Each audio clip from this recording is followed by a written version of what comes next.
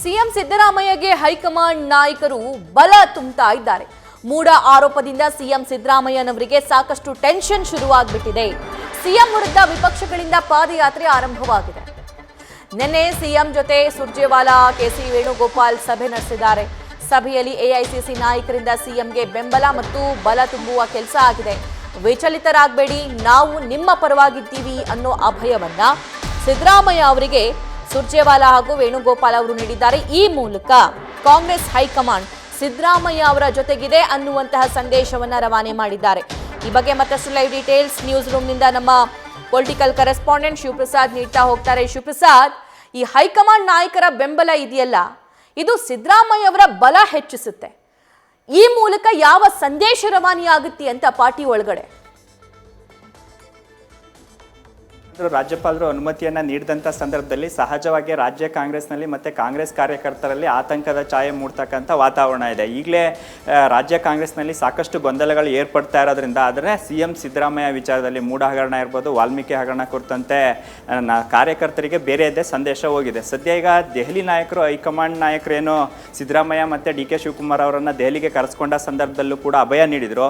ಆನಂತರ ನಿನ್ನೆ ಸಚಿವರ ಸಭೆಯಲ್ಲೂ ಕೂಡ ಸುರ್ಜೇವಾಲಾ ಇರ್ಬೋದು, ವೇಣುಗೋಪಾಲ್ ಅವರು ಸೂಕ್ತ ಸಂದೇಶವನ್ನು ರವಾನೆ ಮಾಡಿದ್ದಾರೆ. ಪ್ರಮುಖವಾಗಿ ಸಚಿವರು ಸಿಎಂ ಸಿದ್ದರಾಮಯ್ಯ ಅವರ ಪರವಾಗಿ ನಿಲ್ತಕ್ಕಂಥದ್ದು, ಜೊತೆಗೆ ಮೂಢ ಪ್ರಕರಣ ಇರ್ಬೋದು, ರಾಜ್ಯಪಾಲರ ಮಧ್ಯಪ್ರವೇಶದಿಂದಾಗಿ ಯಾವ ರೀತಿ ಬಹುಮತದ ಸರ್ಕಾರವನ್ನು ಅನೇಕ ರಾಜ್ಯಗಳಲ್ಲಿ ಅಸ್ಥಿರ ಮಾಡ್ತಕ್ಕಂಥ ಪ್ರಯತ್ನವನ್ನು ಮುಂದುವರಿಸ್ತಾ ಇದ್ದಾರೆ. ಅದೇ ಮಾದರಿಯಲ್ಲೂ ಕೂಡ ಈಗ ಕರ್ನಾಟಕದಲ್ಲೂ ಕೂಡ ಇದೇ ಒಂದು ಪ್ರಯತ್ನಕ್ಕೆ ಮುಂದಾಗಿದ್ದಾರೆ.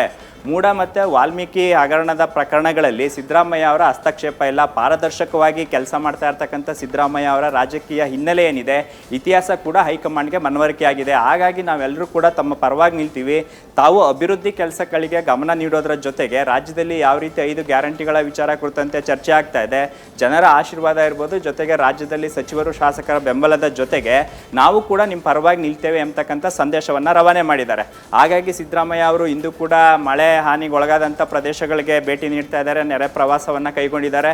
ಜೊತೆಗೆ ಒಂದು ಕಡೆ ಹೈಕಮಾಂಡ್ ನಿಲುವು ಏನಾಗಿರಲಿದೆ ಅಂತಕ್ಕಂಥ ಚರ್ಚೆಗಳು ಕೂಡ ಶುರುವಾಗಿದ್ದು, ಆ ಕಾರಣಕ್ಕಾಗಿ ಹೈಕಮಾಂಡ್ ನಾಯಕರು ನೆನ್ನೆ ನೀಡಿರ್ತಕ್ಕಂಥ ಅಭಯ ಏನಿದೆ, ಇದು ಸಿದ್ದರಾಮಯ್ಯ ಅವರಿಗೆ ಇನ್ನಷ್ಟು ಬಲವನ್ನು ಹೆಚ್ಚಿಸೋದ ಜೊತೆಗೆ ಏನೀಗ ರಾಜ್ಯ ಕಾಂಗ್ರೆಸ್ನಲ್ಲಿ ಕಾರ್ಯಕರ್ತರಲ್ಲಿ ಒಂದು ರೀತಿ ಆತಂಕ ಮನೆ ಮಾಡಿತ್ತು. ಒಂದು ವೇಳೆ ರಾಜ್ಯಪಾಲರು ಯಾವ ನಿರ್ಧಾರವನ್ನು ತೆಗೆದುಕೊಳ್ತಾರೆ, ಏನಾದರೂ ಸರ್ಕಾರ ಏನಾದರೂ ಅಸ್ಥಿರ ಆಗುತ್ತಾ, ಸಿದ್ದರಾಮಯ್ಯ ಅವರು ಮುಂದುವರಿತಾರೆ ಅಂತಕ್ಕಂಥ ಚರ್ಚೆಗಳು ಕೂಡ ಶುರುವಾಗಿದ್ದು, ಹಾಗಾಗಿ ಹೈಕಮಾಂಡ್ನ ಈ ಖಡಕ್ ಸಂದೇಶ ಒಂದು ಕಡೆ ಸಿದ್ದರಾಮಯ್ಯ ಅವ್ರಿಗೂ ಕೂಡ ಹೆಚ್ಚಿನ ಬಲವನ್ನು ತಂದುಕೊಡೋದ್ರ ಜೊತೆಗೆ ರಾಜ್ಯ ಕಾಂಗ್ರೆಸ್ಗೂ ಕೂಡ ಇದ್ದಂಥ ಅಸಮಾಧಾನಗಳಿರ್ಬೋದು ಮತ್ತು ಬೇರೆಯದ್ದೇ ಲೆಕ್ಕಾಚಾರಗಳನ್ನು ಈಗ ಎಲ್ಲವನ್ನು ಕೂಡ ಸರಿಪಡಿಸ್ಕೊಂಡು ಸಿದ್ದರಾಮಯ್ಯ ಅವರಿಗೆ ಸಂಪೂರ್ಣ ಬೆಂಬಲವನ್ನು ನೀಡ್ತಕ್ಕಂಥ ವಿಚಾರದಲ್ಲಿ ಹೈಕಮಾಂಡ್ ನಾಯಕರು ಜೊತೆಗೆ ಸಚಿವರು, ಶಾಸಕರುಗಳು ಕೂಡ ಅವ್ರ ಪರ ನಿಲ್ಲಬೇಕು ಎಂಬತಕ್ಕಂಥ ಸಂದೇಶವನ್ನು ಈಗ ಹೈಕಮಾಂಡ್ ರವಾನೆ ಮಾಡಿರ್ತಕ್ಕಂಥದ್ದು. ಸಭಾ, ಥ್ಯಾಂಕ್ ಯು ಶಿವಪ್ರಸಾದ್.